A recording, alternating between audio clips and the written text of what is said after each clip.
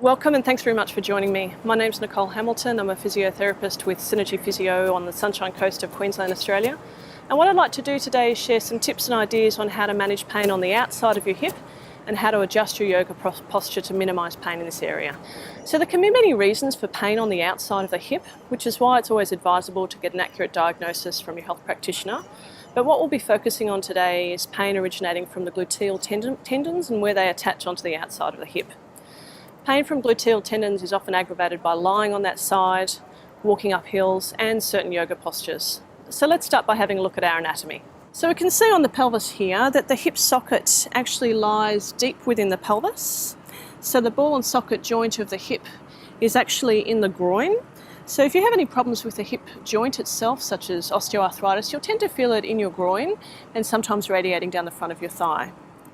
The ball part of the femur angles out to the side and forms a bony prominence before turning down to form your femur or thigh bone.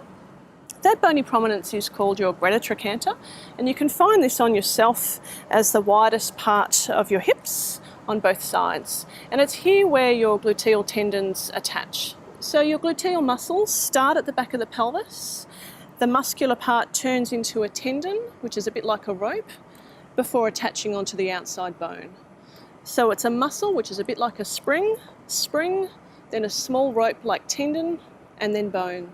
Also lying over this outside bony hip prominence is a small sac of fluid called a bursa. Now you have bursas all over your body and they act like cushions just to protect bony prominences. So you've got them on your elbows, your knees, your shoulders, and the bursa on the outside of your hip is called your trochanteric bursa.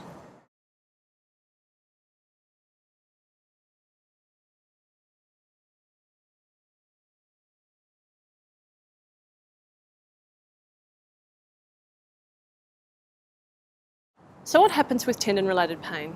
As we know from our anatomy, tendons are designed to be thick, firm places of attachment for our muscle onto our bone. So if you can imagine your tendon a little bit like a thick rope, what researchers have found is that when people have tendon-related pain, it's almost like the rope has started to fray a little bit.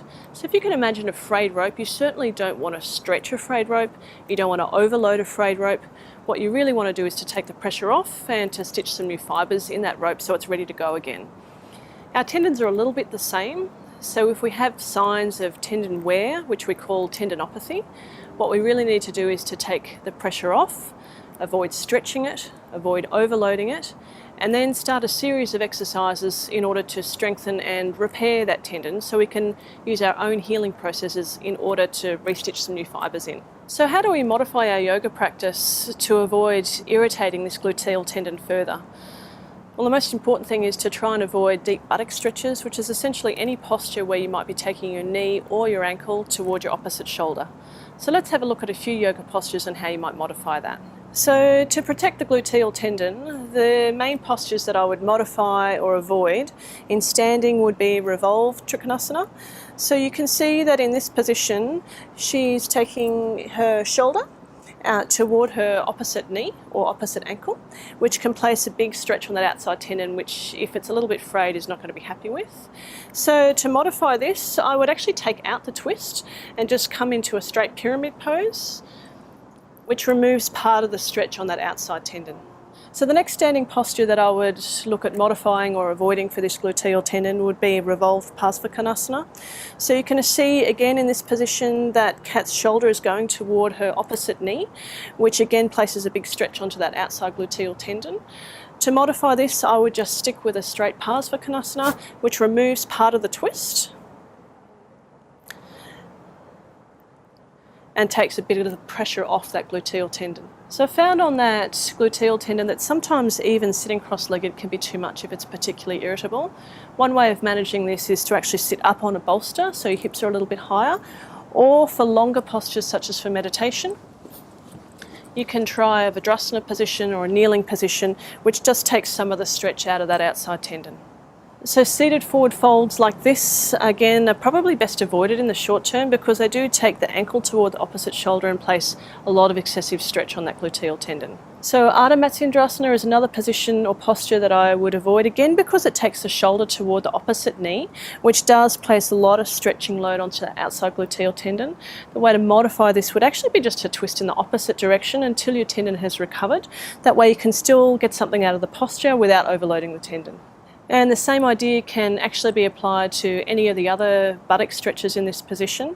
So again, taking the shoulder toward the opposite knee is not ideal, and twisting in the opposite direction is a nice way of modifying these postures so you don't actually place excessive load on the gluteal tendon. So pigeon pose, we all love pigeon pose, but it's a really huge stretch on the gluteal tendon, and again, it's probably a posture that I would actually just avoid in the short term until your tendon recovers.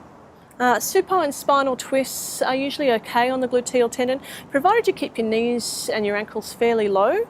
If you take your knees or your ankles higher, again, that can place excessive stretch onto that tendon. So I'd probably just keep it low for those postures.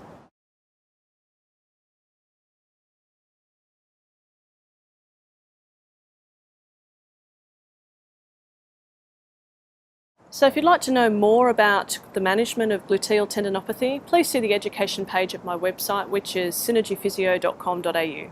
Tendon recovery can be typically slow due to the limited blood supply in all tendons.